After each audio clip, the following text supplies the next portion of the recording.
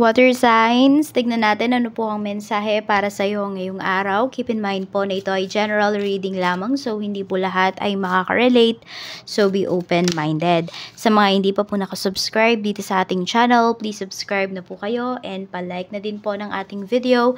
At sa mga nais pong mag-avail ng ating private readings, ng ating Evil Eye Amulet, ng ating Tears Bracelet, makikita nyo po yung link sa description box.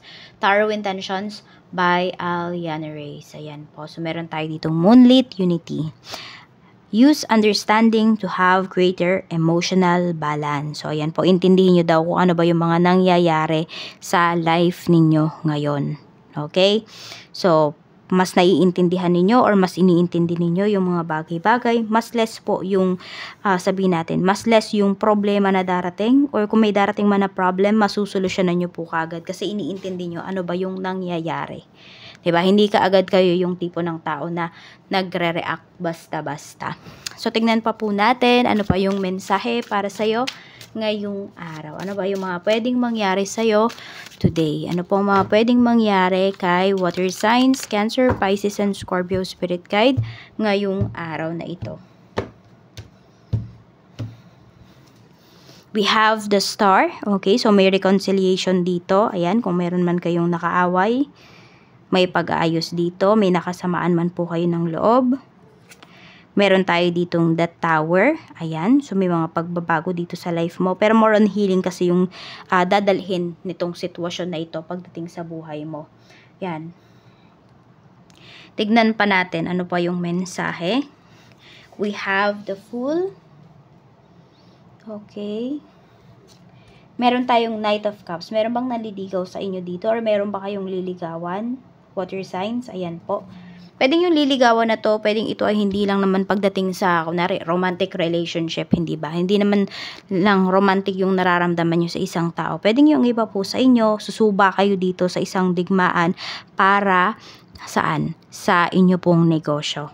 So, yung iba sa inyo, ayan, pwedeng may business proposal kayo towards sa isang tao. Baka yung iba sa inyo dito, naghahanap kayo ng investor pagdating sa inyong business. Ayan, or sa, ayun nga, sa business idea po ninyo. For some of you kasi pwedeng wala pa kayong business dito.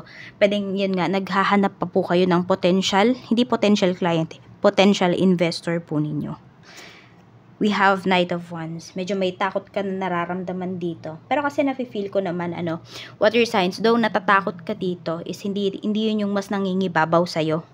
Okay, mas nangingibabaw kasi yung excitement sa'yo ngayon. Yan, yung iba naman po sa inyo, kung wala man kayong business, ganyan, pwede po na excited lang kayo dito. Baka may imimit kayo na friend, or yun nga, yung iba sa inyo, baka makikipag-date talaga kayo. We have Ace of Swords. Yan. Ayan po, kung may gagawin talaga kayo, bago to sa inyong panlasa, bago to sa inyo, yan, makukuha nyo kaagad.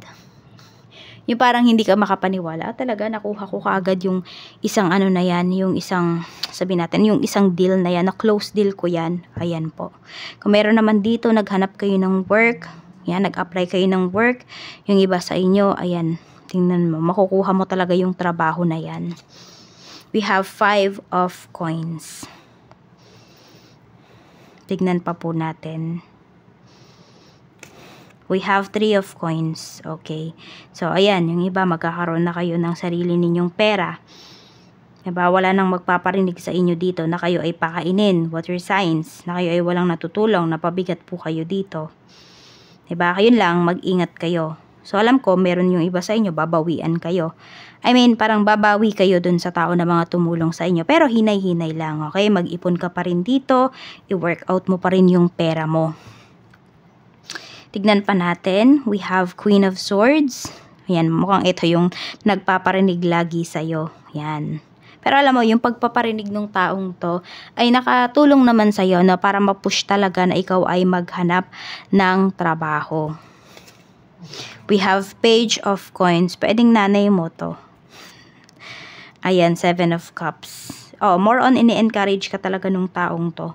Akala mo lang lagi itong galit sa'yo. Akala mo lang hindi ka niya naiintindihan. Yun lang siguro yung way niya para matulungan ka.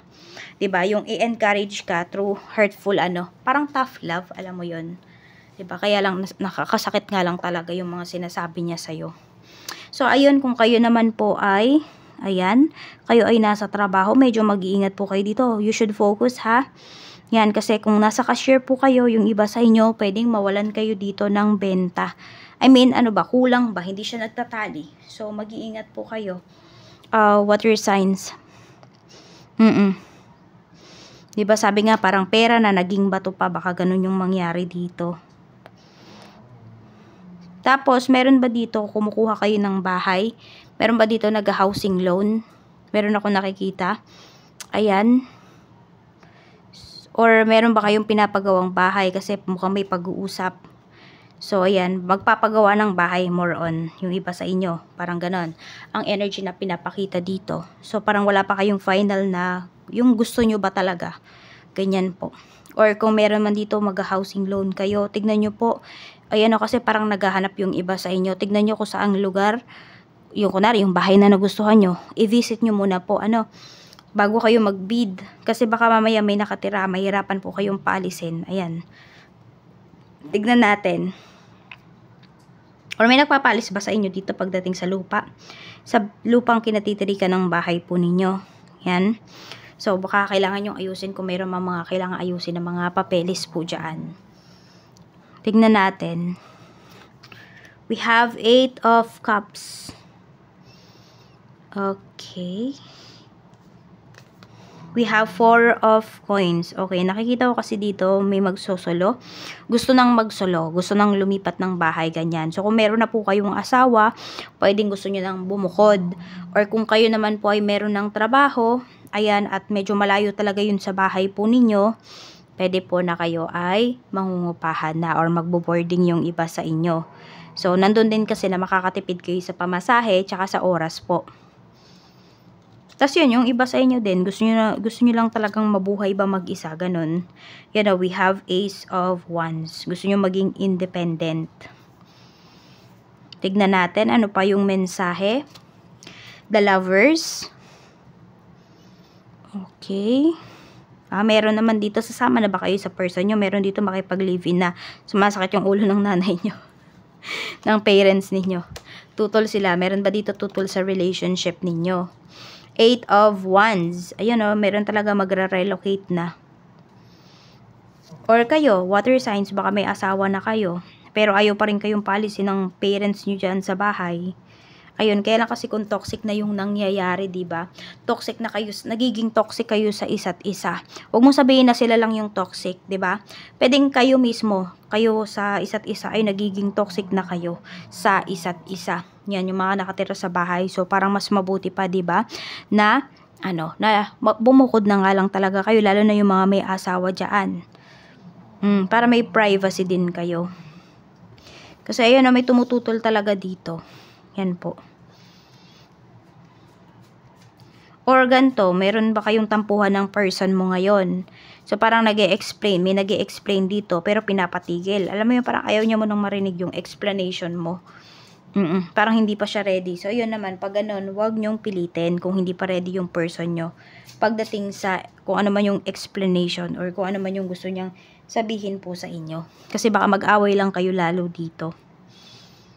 Yan, meron din dito, pwedeng paalis nga. Parang may tumututol talaga. Ayaw. Parang ayaw kayong paalisin. Parang sinasabi sa'yo dito ngayon, pag-isipan mo muna kung talagang aalis ka.